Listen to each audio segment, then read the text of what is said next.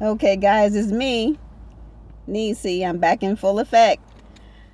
So, this video is going to be about the kind of people, ladies and gentlemen, you included in this too. What kind of people are you falling for these days? I have a rule in dating. It's called facts before feelings. You heard what I said. FBF, honey. Facts before feelings. If you don't have enough facts, if you don't have enough data, if you don't have enough information on the person that you're seeing and you start catching feelings, you better stop yourself or you're going to take a fall. Because the thing in a lot of the thing of it is a lot of relationships don't work because people put their feelings over facts. They don't find out enough about a person. They don't do their research. They don't know anything about their exes. They don't know anything about their track record. They have no information. Just like any other thing you do, a job application, they want to know, well, what have you done lately? You know what I mean? Have you been out of the dating scene a long time, and why? Are you getting to know yourself? Are you finding yourself, or are you a problem?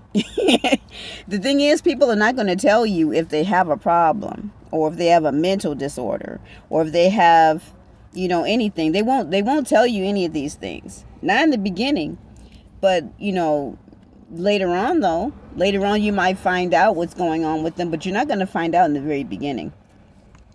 They won't disclose this because a lot of people won't disclose information because they don't want to be denied the job. You know what I mean? They don't want to be denied, they don't want to be dismissed, and they don't want to be discarded. Those are the 3 D's that nobody wants. They don't want to be denied, they don't want to be dismissed, and they don't want to be discarded. You get dismissed on a date. You get denied because you never never had a chance to date. You get discarded because the person got what they wanted and don't need anything else from you. And the type of people who do stuff like that, those types are called avoidance. Those are the kind of people that don't want a commitment. Then you get the people who they already kind of picked up on some things about you and said, well, now this is not the kind of person I want to continue dating. It could be some bad habits you have, or maybe you have a roaming eye, or maybe it's because it's something about you, there's no chemistry. That could end a date pretty quickly. And then there's the denial, in which, they don't find anything attractive about you, so they don't see any point in dating you. Or you might be outside of their dating age range. You might be outside of their dating type.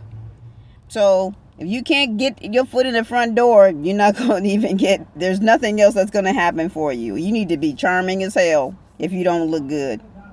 So one thing that's about dating, if you are not super charming or have a lot of money, or you got to have some overriding attribute, if you don't look good. If you look good, you can get away with a lot. You can be broke if you look good because people like looking at you. So they want you around. You like arm candy, or on arm candy cane if you're a man. I know, I'm silly. But you know what I mean? Like, candy cane lane, baby. It ain't even the holidays. But yeah, this thing about dating, though, you got to definitely know a little bit about somebody before you become committed. And that's after you date. You date, then you see them for a while. And when you know enough about a person, you feel like that person might be worth committing to. But sometimes people like to play games, though. They like to play. They'll play the game. They'll act like they're what you want, just enough to get what they want, and then pew, they out of there. They out of there like last year. Okay, they out. So you gotta watch out for those types too. And I think I said that in one of my videos, that you gotta ask the right questions. That's how you know whether or not you're gonna be dealing with someone who's in it for the long haul, or some people that's in it, just to play ball. You know what I mean? They got game for you. And that's the thing is, I don't want anybody at my age to be playing games with me. I'm a woman of a certain age, you guys, okay? And this year, I will be 56 this year. 56 and in the mix, baby. So I don't have time to be playing games with these little boys. And I mean little boys in here. Because you got younger guys who seem to be pretty damn mature sometimes too. You like, damn, where you from? What galaxy you come from? You know? Because I ain't seen nobody too much around here like you. You ain't from around her. You hear the voice crack?